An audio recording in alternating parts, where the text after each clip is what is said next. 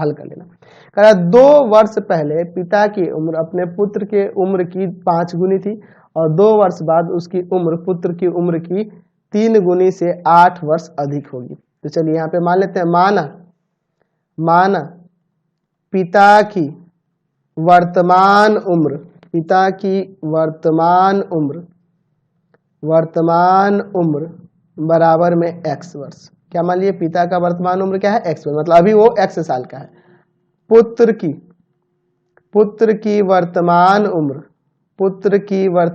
उम्र जो है y वर्ष मान लेते हैं, ठीक है, वर्ष, मतलब कि पिता जो है अभी x साल का है और पुत्र जो है आपका y साल का है, ठीक है। अब चलो प्रश्न में कह रहा है कि 2 वर्ष पहले पिता की उम्र अपने पुत्र की उम्र की 5 गुनी थी। तो यह रहा पिता और यह रहा पुत्र, यह बाप है यह बेटा है, ठीक है। 2 साल पहले, तो 2 साल पहले ये भी 2 साल कम उम्र का होगा और ये भी 2 साल छोटा होगा, दोनों में से 2 साल घटा लिए। जब अभी मान लो आपका उम्र x साल है तो 2 साल पहले x - 2 ना हो जाएगा, तो इसी तरह बेटा का भी उम्र x - 2 हो जाएगा, y - 2 हो जाएगा।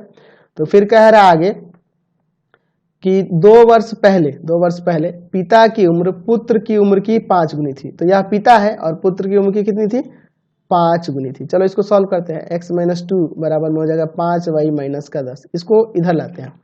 तो x माइनस का 5y, ये जाके उधर प्लस का हो जाएगा, तो -10 + 2 यानी कि x - 5y बराबर में आ जाएगा -8। पहला समीकरण तैयार हो गया।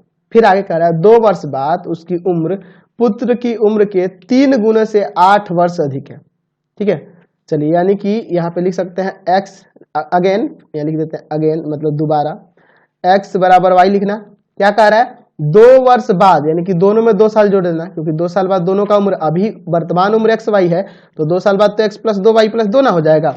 उनकी उम्र जो पिता है उसकी उम्र पुत्र की उम्र की 3 गुनी से 8 वर्ष अधिक है, 3 गुनी से 8 वर्ष अधिक है, यानी 3 गुनी से 8 साल अधिक है।